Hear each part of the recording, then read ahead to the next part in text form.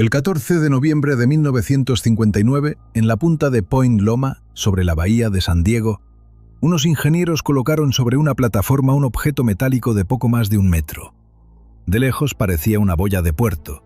Dentro llevaba 6 cargas de explosivo plástico y un mecanismo que las expulsaba de a una por un orificio en su propia base. La primera detonó a menos de 1 metro del casco, la segunda un instante después. Cada explosión golpeó la placa inferior y empujó el aparato hacia arriba. Subió unos 56 metros. No se dio vuelta, no se salió del eje, no se desarmó. Completó el ascenso, abrió un paracaídas y bajó casi intacto. Porque ese objeto era una maqueta, y la nave real no iba a volar con explosivo plástico. Iba a volar con bombas atómicas. Cerca de 800, expulsadas hacia abajo a un ritmo aproximado de 1 por segundo, detonando detrás de la nave mientras atravesaba la atmósfera. No era una fantasía de revista, era un programa del gobierno de Estados Unidos con presupuesto, y con un lema interno que hoy suena imposible. Marte en 1965, Saturno en 1970. Todos crecimos con la misma certeza: al espacio se llega quemando combustible químico dentro de un cohete. Durante 7 años, un equipo de físicos que venía de diseñar armas nucleares trabajó a tiempo completo sobre la idea contraria. Y no fracasó por física. Antes de entrar en cómo iba a funcionar esto y por qué nunca despegó, 2 cosas rápidas. Si te interesan estas historias de tecnología que casi existió, suscribirte ayuda a que sigan saliendo. Me da curiosidad algo. Me gustaría leer en los comentarios desde qué país estás viendo esto y qué hora es ahí ahora. La idea nació poco después de la Segunda Guerra Mundial, en Los Álamos, en la cabeza de Stanislav Ulam, el matemático polaco que participó en el diseño de la bomba de hidrógeno. Ulam llevaba años estudiando datos de detonaciones y su conclusión iba contra la intuición. Si uno aleja la carga unas decenas de metros y pone frente a ella una placa maciza, la explosión deja de destruir y pasa a empujar. Un golpe brutal, brevísimo y repetible. En 1955 firmó junto a Cornelius Everett un informe con los primeros números serios sobre propulsar un vehículo mediante explosiones nucleares externas. Quedó clasificado y guardado. A nadie en Washington le interesaba entonces discutir naves espaciales. Eso cambió el 4 de octubre de 1957, cuando la Unión Soviética puso el Sputnik en órbita y Estados Unidos descubrió que iba segundo. En febrero de 1958 nació ARPA, encargada de financiar cualquier cosa que pudiera cerrar esa brecha, por rara que sonara. Alguien recordó el informe de Ulam. El contrato fue a parar a General Atomics, en La Joya, al norte de San Diego, una empresa nacida para el uso civil del átomo. El presupuesto rondaba el $1.000.000 al año. El proyecto recibió un nombre que sonaba a constelación, no a arma: Orión. Al frente pusieron a Ted Taylor, 30 y tantos años y una reputación concreta en Los Álamos. Era al que se recurría para los extremos del catálogo. Trabajó en el diseño de una de las cabezas nucleares más pequeñas jamás construidas y de una de las bombas de fisión pura más potentes jamás detonadas. En un ensayo en el desierto apuntó un espejo parabólico hacia el destello y encendió un cigarrillo con la luz de la bomba. Durante 10 años había calculado cuánta gente podía matar un artefacto del tamaño de un tacho de basura. Se mudó a California para pasar el resto de su carrera calculando cuánta gente podía sacar del planeta. Orión, para él, era la única forma de que el arma nuclear terminara sirviendo para algo. Ese verano se le sumó Freeman Dyson, teórico de Princeton, que pidió un año sabático y se mudó a La Joya. Las cuentas que hicieron ahí rompían la lógica entera de la ingeniería espacial. Un cohete químico arrastra un problema estructural. Casi toda su masa al despegar es combustible, y cada kilo extra obliga a agrandar el cohete entero. Orión invertía esa relación. La energía no salía de un tanque, salía de cargas nucleares. Y la nave necesitaba masa, una placa gruesa para recibir el golpe, amortiguadores que convirtieran cientos de impactos en un empuje que un cuerpo humano tolerara. Traducido, cuanto más pesada era la nave, mejor funcionaba el sistema. Por eso el diseño de referencia no era una cápsula para 3 astronautas. Era un vehículo de unas 4.000 toneladas, con una placa de empuje de unos 40 metros de diámetro y la altura de un edificio de 16 pisos. No había que optimizar cada gramo, había que llenarlo. Con esos números, Marte en 1965 dejaba de ser un eslogan y empezaba a parecerse a un cronograma. Faltaba una objeción, y todos la planteaban en los primeros 5 minutos. Una explosión nuclear genera un plasma de decenas de miles de grados, y ninguna aleación conocida sobrevive a eso. La placa no iba a resistir 800 detonaciones, se iba a evaporar en la primera. Sobre el papel cerraba el debate. Taylor lo dejaba hablar hasta el final. Después contaba lo que le había pasado a unas esferas de acero en el desierto de Nevada 2 años antes. Nevada, 1957. En una serie de ensayos nucleares, alguien colgó a pocos metros del punto cero varias esferas recubiertas con una capa de grafito. No formaban parte de ningún programa espacial, eran mediciones de rutina. Tras la detonación las buscaron esperando restos deformados. Las encontraron enteras. Del grafito había desaparecido una capa finísima. El acero de abajo estaba intacto. Ese dato es todo el proyecto Orión en una frase. El contacto con el plasma de una explosión nuclear dura tan poco que el metal no llega a calentarse en profundidad. Se evapora una película superficial y el resto de la pieza ni se entera. Con eso, la objeción cambiaba de lugar. La pregunta ya no era si una placa de acero sobrevive a una bomba. Era otra, mucho más incómoda. ¿Cómo se convierte una explosión que se expande en todas direcciones en un empujón que apunte hacia un solo lado? Una bomba corriente no sirve.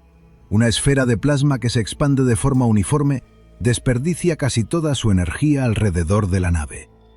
Los cálculos de La Joya decían que, así, ni siquiera valía la pena despegar. La solución fue dejar de pensar en bombas y empezar a diseñar otra cosa: la unidad de pulso. No era un artefacto pensado para destruir, sino para lanzar materia en una dirección. Junto a la carga nuclear se colocaba una masa de material pesado, en los diseños publicados, tungsteno, y un relleno que canalizaba la energía. Al detonar, esa masa no se dispersaba, salía convertida en un chorro estrecho de plasma, un cono apuntado hacia la nave. La mayor parte de la energía seguía perdiéndose. Eso estaba asumido en el diseño. Lo que importaba era que la fracción dirigida llegara concentrada al lugar exacto. Ese lugar era la placa de empuje, una pieza maciza, más gruesa en el centro que en los bordes. Antes de cada impacto, un sistema pulverizaba una capa de aceite sobre su superficie. No era cosmético. El aceite se sacrificaba primero y reducía el desgaste del metal, pulso tras pulso. Y quedaba el problema humano. Un impacto de ese tipo no es un empujón suave, es un martillazo. Sin amortiguación, la aceleración habría aplastado a la tripulación contra el suelo en el primer disparo. La respuesta fue una suspensión en 2 etapas. La placa se unía al resto de la nave mediante grandes elementos neumáticos con forma de anillo, capaces de absorber el golpe inicial y devolverlo estirado en el tiempo. Detrás venía una segunda etapa de pistones que suavizaba lo que quedaba. El objetivo de diseño era que los cientos de detonaciones se sintieran arriba como una vibración continua de unas pocas veces la gravedad terrestre. Incómodo, sostenido, tolerable. Una advertencia necesaria. La potencia exacta de cada unidad, su composición y las distancias de detonación siguen sin desclasificarse por completo.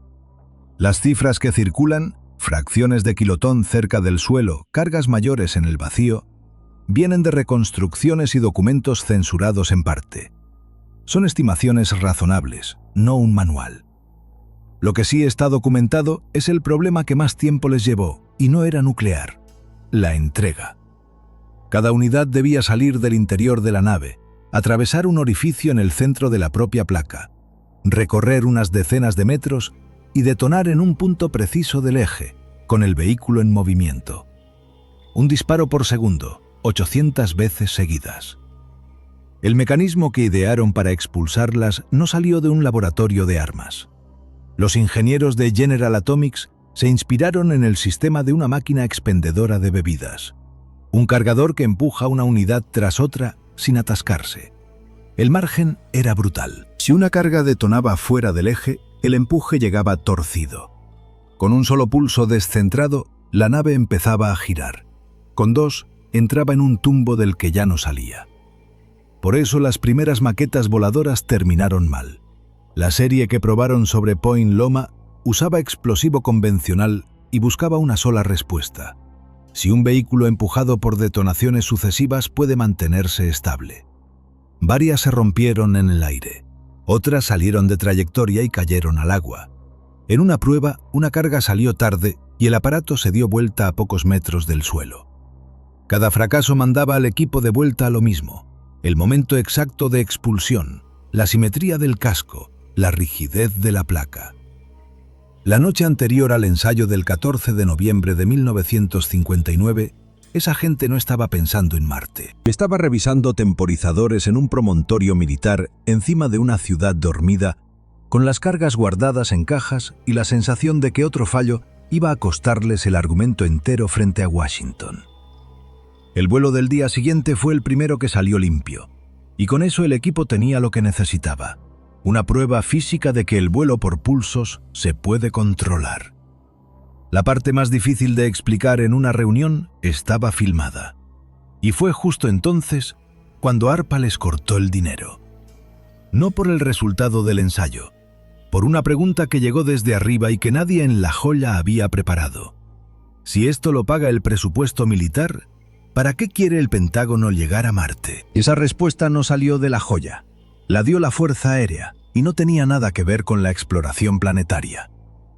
Cuando el equipo entró en su nueva oficina, en el Centro de Armas Especiales de Albuquerque, las primeras preguntas fueron dos: ¿cuántas cabezas nucleares puede subir esta nave? ¿Y cuántos meses puede quedarse arriba sin volver? El camino hasta ahí fue rápido. Con la creación de la NASA, los programas espaciales civiles pasaron a la agencia nueva. Orión también se ofreció. La NASA lo rechazó. Quería construir su reputación con cohetes químicos y astronautas, no con un vehículo que despegaba detonando bombas. Y arrastraba una carga política que ninguna agencia civil quería firmar. Quedaba un solo comprador posible. La Fuerza Aérea aceptó pagar con una condición que cambiaba el proyecto entero: tenía que servir para combatir. Y aquí aparece lo incómodo. Militarmente, la idea era buenísima. Un cohete de la época subía unas pocas toneladas útiles a órbita baja. Todo lo que se ponía en el espacio era frágil, pequeño y desechable. Satélites de chapa fina, cápsulas donde un hombre apenas entraba, sin margen para blindaje ni combustible de sobra. Orión rompía esa restricción de golpe. Cientos de toneladas arriba y con capacidad de maniobra sostenida durante meses, no un par de encendidos y a esperar. Con esos números se puede diseñar otra cosa: un vehículo blindado, con tripulación estable, con reservas, capaz de cambiar de órbita cuando quisiera y de permanecer operativo lejos de la Tierra durante periodos largos. En los papeles internos empezó a aparecer una palabra que no pertenece a la exploración espacial: acorazado. El concepto que se estudió incluía tripulación permanente, blindaje real y armamento a bordo, con la idea de operar más allá de la órbita terrestre. La justificación era sencilla de vender en 1960. Si el adversario no puede alcanzar algo que está a esa distancia y se mueve así, ese algo sobrevive a un primer golpe. De esa etapa salió un subproducto que sigue marcando el expediente hasta hoy.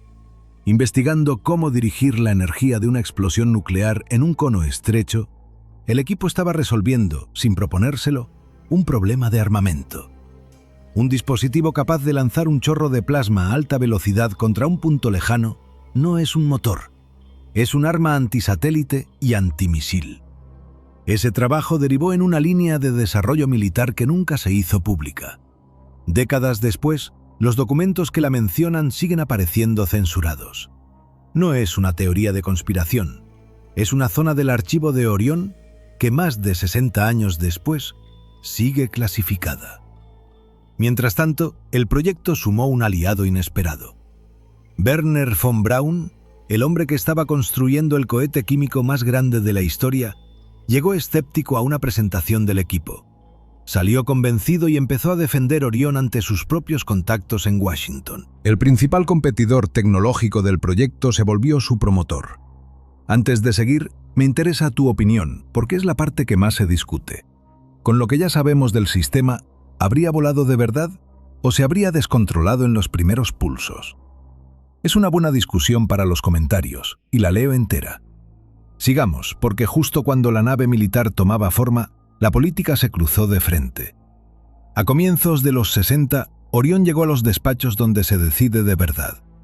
Buena parte de lo que sabemos de esas reuniones viene de recuerdos de participantes, no de actas, así que conviene tomarlo con cuidado. La versión más repetida es que el secretario de Defensa se negó a financiar el programa porque no encontraba una misión militar que justificara semejante gasto político, y que el propio presidente reaccionó con más inquietud que entusiasmo. Lo que no se discute es el contexto. En esos mismos meses, la Casa Blanca negociaba un acuerdo internacional sobre ensayos nucleares. Un proyecto cuyo funcionamiento normal consistía en detonar cientos de cargas en la atmósfera no era una tarjeta de presentación cómoda. Dentro del equipo la fractura ya estaba abierta. Dyson volvió a Princeton y siguió apoyando desde afuera, cada vez más distante de una versión armada de la nave que había ayudado a diseñar. Taylor peleaba por mantener viva la rama civil. Una parte del grupo, en cambio, entendió pronto de qué lado estaba el dinero y se movió hacia la línea militar. Hay una cifra que desmonta la explicación fácil. En 7 años, Orión consumió alrededor de $10 millones. En esa misma época, un solo bombardero pesado costaba una cantidad parecida. El proyecto que iba a llevar seres humanos a Saturno costó menos que un avión de una flota de cientos. No lo mató el presupuesto. Tampoco lo mató un fracaso técnico. Orión estaba quedándose sin algo más básico. No tenía enemigo declarado y tampoco tenía dueño. Demasiado nuclear para la agencia civil, demasiado caro en costo político para los militares. Y mientras en La Joya discutían de quién era la nave, Dyson se sentó a calcular otra cosa. No cuánto pesaba ni cuánto costaba, cuánta gente iba a morir cada vez que despegara. El número al que llegó Dyson fue este. Cada despegue del Orión Grande desde la superficie terrestre provocaría, en algún lugar del mundo, entre 1/10 y una muerte por cáncer. No una muerte identificable. Nadie podría señalar a esa persona ni saber en qué país vivía. Era una cifra estadística repartida sobre miles de millones de habitantes.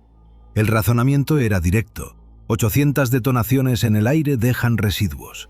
Parte cae cerca, parte sube a la estratosfera y da vueltas al planeta durante años antes de bajar.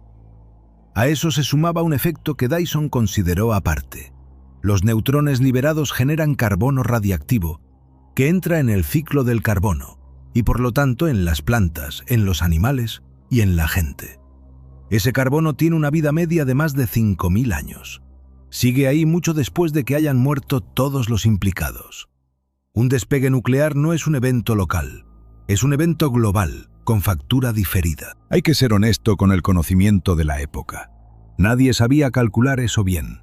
No existía un método aceptado para convertir dosis bajas repartidas en mucha gente en un número de muertes. La discusión pública de esos años lo muestra. Mientras Linus Pauling acusaba los ensayos atmosféricos de provocar decenas de miles de casos de cáncer y daño genético, Edward Teller respondía que ese riesgo era comparable al de mudarse a una ciudad situada a mayor altura. Hablaban de los mismos ensayos y sus cifras se diferenciaban en órdenes de magnitud. Orión caía justo en el medio de esa pelea, y con un agravante. No proponía unos pocos ensayos, sino una operación repetida cada vez que alguien quisiera volar. El equipo buscó salidas técnicas. Todas tenían el mismo defecto. La primera era elegir el sitio. Un despegue desde un desierto cerrado o un atolón deshabitado reduce la contaminación cercana, pero no toca el problema central. Lo que sube a la estratosfera no respeta fronteras. Además, obligaba a construir una plataforma capaz de soportar la primera detonación a pocos metros del suelo y a aceptar que esa zona quedaba inutilizable durante mucho tiempo. La segunda era el mar. Despegar desde una plataforma flotante alejaba el problema de las ciudades, pero ponía cientos de toneladas de estructura sobre agua que después había que gestionar. y no eliminaba nada, solo cambiaba el punto de partida del mismo material. La tercera era la más razonable y a la vez la que rompía el proyecto por dentro. Consistía en subir la nave con cohetes químicos convencionales y encender el sistema nuclear recién en el espacio, lejos de la atmósfera. Así desaparecía la lluvia radiactiva sobre el planeta. También desaparecía la razón de ser de Orión, porque su ventaja no era ir rápido, era despegar pesado. Si había que colocar la nave en órbita con cohetes químicos, volvía a aplicarse la vieja tiranía de los gramos, y ese vehículo de miles de toneladas se convertía en un aparato mucho más chico, ensamblado en piezas, dependiente justo de la tecnología que venía a superar. Quedaba un buen motor para viajes interplanetarios, sí, pero ya no era la nave que despegaba desde el suelo con gente adentro rumbo a Saturno. Mientras el equipo daba vueltas sobre esas opciones, el calendario político corría en dirección contraria. En octubre de 1962, la crisis de los misiles en Cuba dejó a las dos superpotencias a un paso de la guerra nuclear. El susto aceleró lo que llevaba años atascado, la negociación de un acuerdo que frenara los ensayos atómicos. Y esta es la parte más difícil de contar. Dyson trabajaba en esos meses como asesor en asuntos de control de armamentos, del lado de quienes empujaban el tratado. Sabía perfectamente qué implicaba. Estaba ayudando a construir el instrumento legal que iba a enterrar la nave por la que había dejado Princeton. Lo hizo igual, y después escribió que no se arrepentía. El acuerdo valía más que Orión. El 5 de agosto de 1963, en Moscú, Estados Unidos, la Unión Soviética y el Reino Unido firmaron el tratado que prohibía los ensayos nucleares en la atmósfera, en el espacio exterior y bajo el agua. Entró en vigor en octubre de ese año. La clave para Orión está en cómo quedó redactado. El texto no prohíbe únicamente las pruebas de armas, prohíbe también cualquier otra explosión nuclear en esos entornos. No hay excepción para la propulsión. No hay cláusula técnica que separe una bomba lanzada contra una ciudad de una carga detonada detrás de una placa de acero para empujar una nave. Con esa frase, el modo de funcionamiento normal del vehículo pasaba a ser una violación de un tratado internacional firmado por las tres potencias nucleares del momento. El proyecto todavía tenía oficinas, personal y contrato. Sobre el papel seguía vivo, y a partir de ese día, la única forma de salvarlo era demostrar que el Orión podía servir para algo sin encender jamás un solo pulso dentro de la atmósfera. El equipo tenía 2 años para conseguirlo. La última jugada del equipo fue reducir la nave hasta que cupiera en la competencia. Si ningún pulso podía encenderse dentro de la atmósfera, entonces había que subir el vehículo de otra forma. Y en ese momento existía una sola máquina capaz de hacerlo: el cohete lunar que von Braun estaba terminando en Alabama. Así nació la propuesta final, presentada entre 1964 y 1965. Un Orión pequeño, de unos 10 metros de diámetro, plegado dentro de un Saturno V, que se ensamblaba en órbita y recién ahí, lejos de la Tierra, empezaba a detonar. Los números que acompañaban esa propuesta siguen siendo llamativos. Una tripulación de 8 personas, cerca de 100 toneladas de carga útil. Un viaje de ida y vuelta a Marte en el orden de 125 días, con descenso incluido. Para dimensionarlo, la misión que llevó gente a la Luna duró poco más de una semana, con 3 astronautas y una cápsula donde apenas se podía estirar el cuerpo. La sonda que hoy vuela a Marte tarda entre 6 y 9 meses solo en llegar, sin nadie a bordo. El equipo estaba ofreciendo, con tecnología disponible en 1965, algo que 60 años después sigue sin existir. La respuesta fue no. La NASA tenía el Saturno V comprometido hasta el último tornillo con el programa lunar, una carrera con fecha política y sin margen. Cada dólar y cada cohete estaban asignados, y la Fuerza Aérea ya no tenía nada que ganar. El tratado había cerrado el camino a los ensayos. La versión acorazada perdía sentido sin capacidad de probar sus armas, y el interés militar migró hacia misiles y satélites que eran baratos, discretos y legales. En 1965 se cortó el financiamiento y el proyecto se cerró. Ese mismo año, Dyson publicó en una revista científica un artículo con un título que lo decía todo: La muerte de un proyecto. Su argumento no era nostálgico. Sostenía algo más incómodo, que por primera vez una tecnología con capacidad demostrada moría no por fracaso, sino porque la sociedad que la había financiado decidió que no quería pagar su precio. Taylor no volvió a las armas nucleares, pero tampoco se retiró. Hizo algo más raro. Pasó el resto de su vida demostrando lo fácil que sería robar material fisible y fabricar un artefacto fuera del control de un Estado. El hombre que había diseñado cabezas nucleares se convirtió en el especialista que recorría instalaciones señalando por dónde entraría alguien decidido a llevárselas. En los años 70, un periodista lo acompañó y publicó un libro que se volvió lectura obligada sobre seguridad nuclear. De la parte técnica quedó menos de lo que parece y más de lo que se admite. La idea de propulsarse por explosiones sucesivas sobrevivió. En los años 70, un grupo británico la retomó para diseñar una sonda interestelar, cambiando las cargas de fisión por microexplosiones de fusión encendidas con haces de partículas. Nunca se construyó, pero ese linaje empieza en La Joya. Y está la otra rama, la que no se puede rastrear del todo.